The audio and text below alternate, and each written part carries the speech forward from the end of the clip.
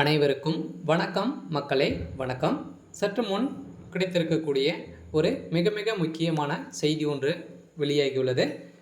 சற்று முன் சனாதன வழக்கில் உதயநிதி அதிரடி கைது, பதவி பறிப்பு, இது மாதிரி செய்திகள் வெளியாகிருக்கு. ஸோ இதை பற்றி தான் இந்த வீடியோவில் நம்ம முழுமையாக பார்க்க போகிறோம். ஸோ அதுக்கு முன்னாடி நம்ம சேனலுக்கு இப்போ தான் நீங்கள் முதல் முறையாக வந்திருக்கீங்க அப்படின்னா மறக்காமல் நம்மளுடைய சேனலை சப்ஸ்கிரைப் பண்ணிக்கோங்க. ஸோ வாங்க வீடியோக்குள்ளே போகலாம். ஸோ பார்த்தீங்கன்னா துணை முதல்வராக இப்போ உதயநிதி ஸ்டாலின் அவர்கள் இருக்கார் இல்லையா. ஸோ ஏற்கனவே பார்த்தீங்கன்னா விளையாட்டுத்துறை அமைச்சராக இருந்தார். இப்போ அவருக்கு ப்ரமோஷன் கிடைச்சி அவர் பார்த்தீங்கன்னா துணை முதல்வராக ஆயிருக்காரு. இப்போ பார்த்தீங்கன்னா திமுக குடும்ப அரசியல் தான் நடக்குது இல்லையா.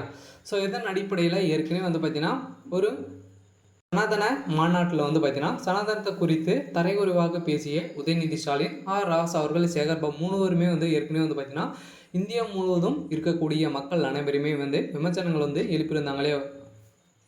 ஸோ இந்தியா முழுவதுமே இவர் மீது வழக்கு பதிவு செஞ்சுருந்தாங்க.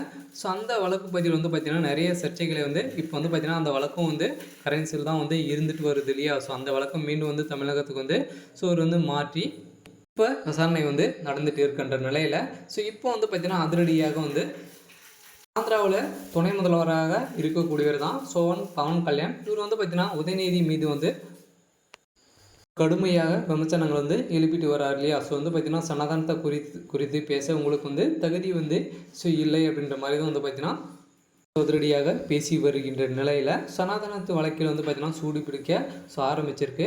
இருந்தாலும் பார்த்தீங்கன்னா ஏற்கனவே எம்ஜிஆர் அவர்களே ஜெயலலிதா இருக்கும்போதே பேசியிருக்காங்க. இருந்தாலும் பவன் கல்யாண் அவர்கள் எதனால் திமுகவை குறிவைத்து பேசி விமர்சனங்களை எழுப்பிட்டு வராரு அப்படின்ற மாதிரி கேட்கப்பட்ட கேள்விகள் பார்த்தீங்கன்னா பெரும் அதிர்ச்சியை சொல்லிச்சிருக்கு. இருந்தாலும் திமுகவுக்கு பார்த்தீங்கன்னா ஒரு பெரிய இழப்பாக தான் இருக்குது. இருந்தாலும் சனாதன வழக்கில் வசமாக சிக்கும் உதயநிதி ஸ்டாலினுடைய நிலைமை பெரும் மோசமான நிலை தான் அடைஞ்சிருக்காரு. இப்போ கைது செய்யப்பட்ட சம்பவம் பார்த்தீங்கன்னா அதிரடியாக பெரும் பரபரப்பை தான் ஏற்படுத்தியிருக்கு. இருந்தாலும் அவருடைய துணை முதல்வர் பதவி பறிக்கிறதுக்கான அனைத்து விதமான ஏற்பாடுகளும் நடந்திருக்கு இல்லையா. ஸோ பார்த்தீங்கன்னா ஏற்கனவே செந்தில் பாலாஜி அவருடைய பதவி இல்லாத அமைச்சராக தான் பார்த்தீங்கன்னா 1.5 வருட காலமாக புழல் சிறையில் இருந்தார். இருந்தாலும் இவருக்கும் அதே நிலைமை ஏற்பட்ட காரணத்தினால அதிரடியாக பார்த்தீங்கன்னா துணை முதல்வராக அமைச்சர் துரைமுருகனுக்கு கொடுக்கலாம் அப்படின்ற மாதிரி ஒரு பேச்சுவார்த்தைகள் நடந்திருக்கு.